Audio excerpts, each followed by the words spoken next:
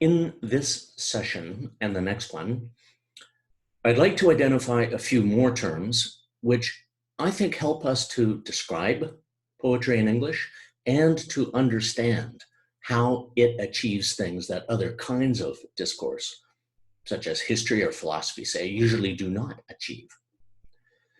In particular, I'd like to take on a few basic terms that help us describe the diction of English poetry, right? The words that poets use, the kind of word that poets use.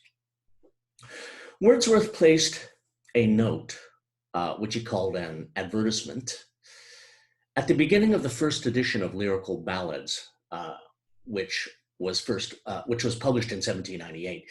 And in that note, he claims to be writing poetry, quote, in the language of conversation in the middle and lower classes of society, unquote.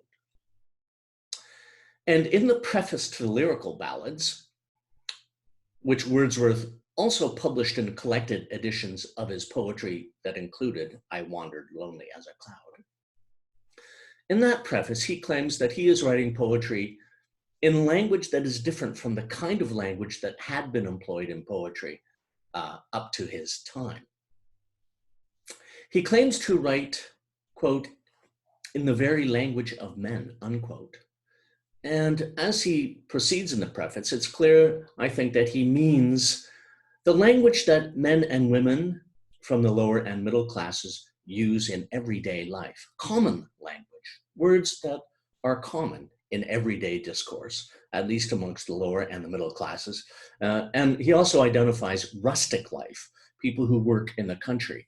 That kind of language that people who work in the country use is also the kind of language Wordsworth is implementing in his poetry. He says it is, quote, simple and unelaborated, unquote, language. It's interesting, since we've already seen that Wordsworth's language in I Wandered Lonely as a Cloud is really uncommon and indeed elaborated in many important ways. We have observed, for example, that it has meter, a regularity in sequence of stressed and unstressed syllables, which is uncommon in everyday discourse. It has Wordsworth's language in the poem has unusual sounds, such as rhyme, assonance, consonance, alliteration, which again distinguishes it somewhat from common everyday discourse. And we also observed that there is some unusual linguistic usage.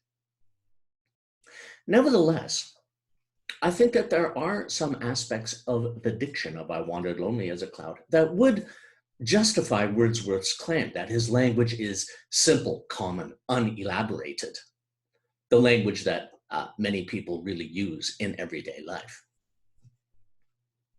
What are these aspects of his language that he's talking about then? Well, first of all, notice that there are very few words in I Wandered Lonely as a Cloud that have more than 2 syllables. Really, there are only 5. There are only 5 of them. Let's have a look here.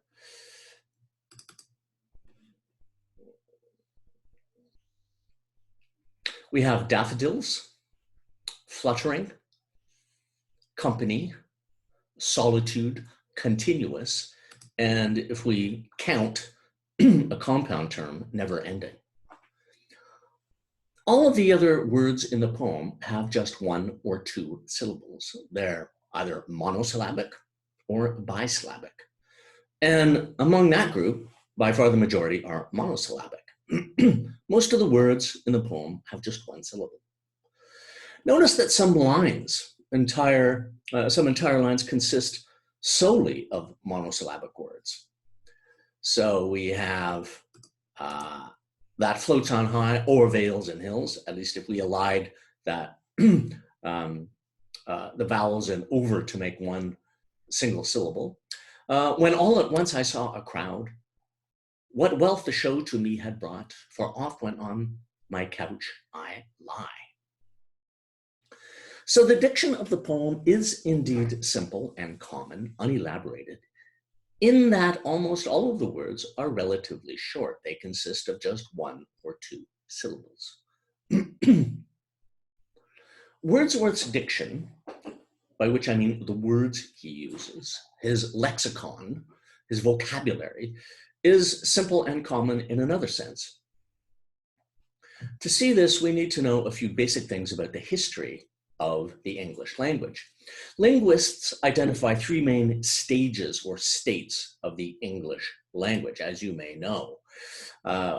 We have Old English. The language comes into existence sometime around 450, and it exists in a relatively stable state until 1066.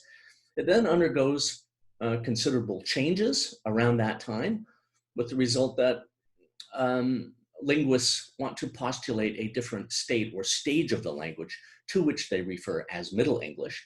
So the English language is in that state, Middle English, up until around 1500, when again it undergoes significant changes, changes that are so far-reaching that the linguists want to postulate a different state of the language to which they refer as Modern English, which is pretty much the English that we are speaking now in Anglophone society across the globe. So we have Old English, 450 to 1066, Middle English, 1066 to 1500, and Modern English, 1500 to the present. Now, in its earliest state, which we now call Old English, sometimes the term Anglo-Saxon is also used to refer to this earliest, the first stage of the English language. The English language in its earliest state, Old English, was really a collection of dialects of the Germanic language, spoken by Northern European tribes who around 450 AD invaded that archipelago off the west coast of Europe, to which we now refer as England, Ireland, Scotland, and Wales.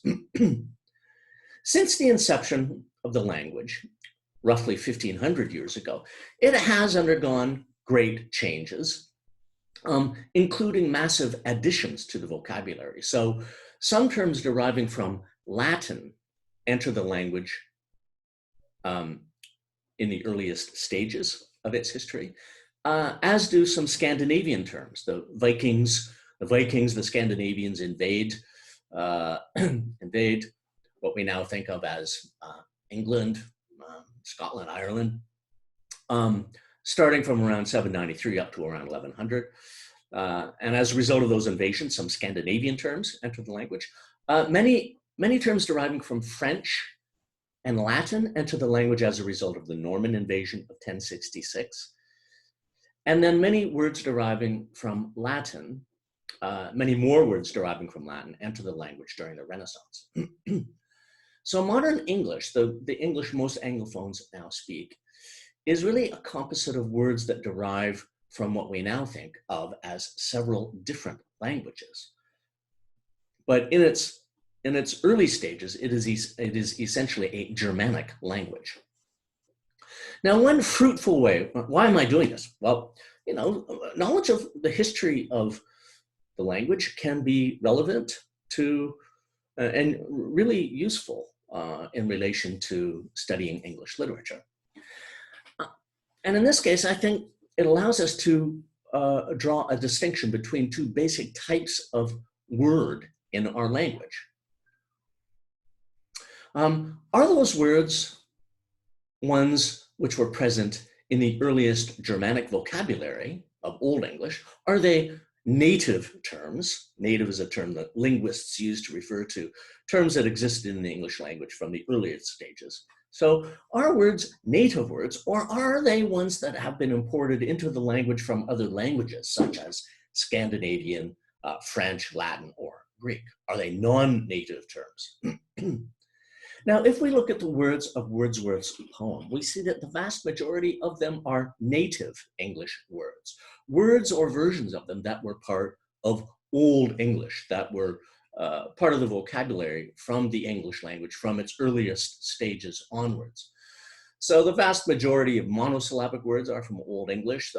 They include prepositions like on and over, conjunctions such as and but, articles, the, at, pronouns, I and me, numerals such as 10 and 1,000, and auxiliary verbs such as can and could. They're all from Old English. True, there are, if we look at some of the bisyllabic words in the poem, there are several that do derive from Latin and French words, such as pensive, vacant, jocund, pleasure. Those enter the language, come into the language by way of French and Latin. But even the bisyllabic words, the majority of them, by my count, about 2/3 of them are from Old English. It's really where we get to those words which have more than 2 syllables, that we have a higher density of terms that derive from Latin and French. So daffodils, fluttering is an Old English term, but company, solitude, and continuous are ones that enter the language by way of Latin and Old French. So most of the words are native English words, which means that they are among the oldest and most commonly used words in the language.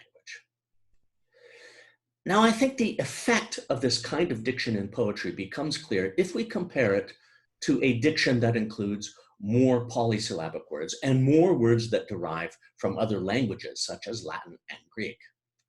Let's just recall that passage from Milton's epic poem, Paradise Lost. This passage in which Milton describes how God cast Satan out of, the rebellious Satan out of heaven. A passage which Wordsworth, by the way, thought was wonderful. Here it is again. Him the almighty power hurled headlong, flaming from the ethereal sky, with hideous ruin and combustion down to bottomless perdition, there to dwell in adamantine chains and penal fire, who durst defy the omnipotent to arms.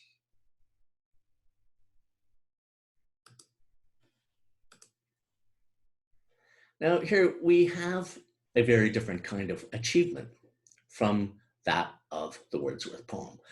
The Milton here, the verse is heavy, it's grand, it's forceful, surging forward from line to line in a way that Wordsworth's poem does not. Now, what accounts for this difference between the Wordsworth poem and Milton's, this passage from Milton's epic poem, Paradise Lost? Well, yes, of course, it has to do with the difference between the subjects of the passages, the high, serious subject, cosmic significance, God casting Satan out of heaven, versus the personal experience of Wordsworth observing some flowers by a lake. Yes, but in terms of style, as we have seen, the difference between the passages derives also from the fact that in the Miltonic verse, we have enjambment, right? The way that Milton extends many of his clauses and phrases beyond the end of one line into the next. But also, I think it is a matter of diction. We have a higher density of polysyllabic words and words that have Latin, French, or Greek origins in the Milton. So in just 6 lines, we get power, ethereal, hideous, ruin, combustion, perdition, adamantine, penal, defy, omnipotent. Well, those words derive from French and Latin. They mainly derive from French and Latin, and there are quite a few of them within just 6 lines. Notice also that when we're reading aloud these polysyllabic words, or when we imagine them being read aloud as we read silently, I think we tend to elide some syllables, combine them into one syllables, and speed up in order to maintain the prevailing iambic meter of the lines. And that contributes, right? The fact that they're polysyllabic and that we tend to speed up a bit when we pronounce them, I think this contributes to that sense of speed and momentum in the Miltonic lines. So were we to pronounce every syllable in this line with hideous, ruin, and combustion down, it would go like that. But with elision, I think I at least am inclined to read the line in this way, accelerating a little bit over the polysyllabic term. So with hideous, ruin, and combustion down. really becomes really a four-stress line when I read it that way, with hideous ruin and combustion down. So those polysyllabic words, I think, tend to speed up. They tend to enhance that sense of surging forward, that sense of momentum in Miltonic verse. Also, obviously, the polysyllabic words are a little less common in everyday discourse, a little strange and unusual, a little more difficult to comprehend.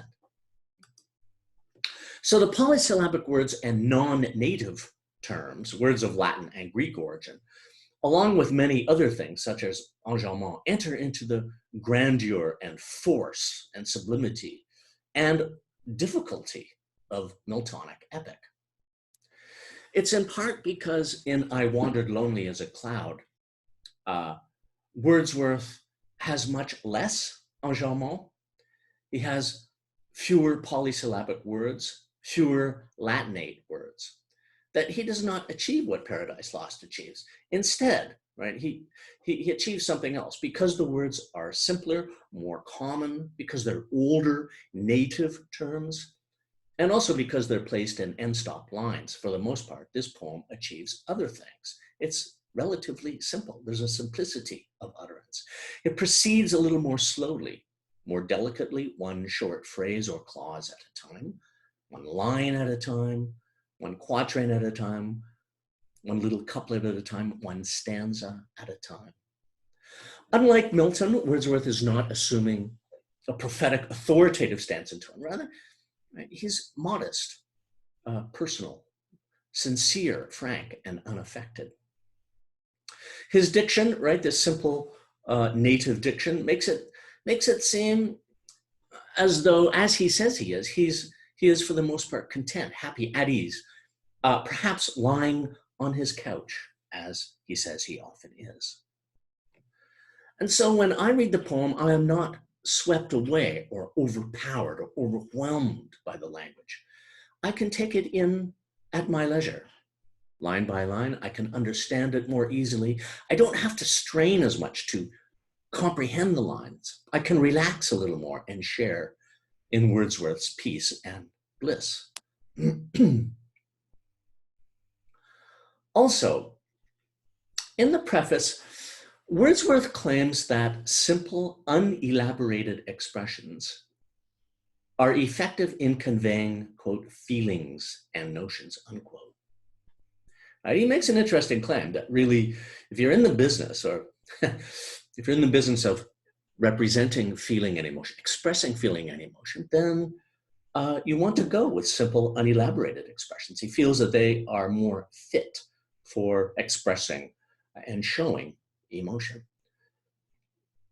Now, let me ask you to think about that claim. When you are feeling very strong emotions, say love or hatred or anger, and when you try to express those feelings, do you use uncommon, rare, polysyllabic Latinate words, or do you tend to resort to a simpler diction?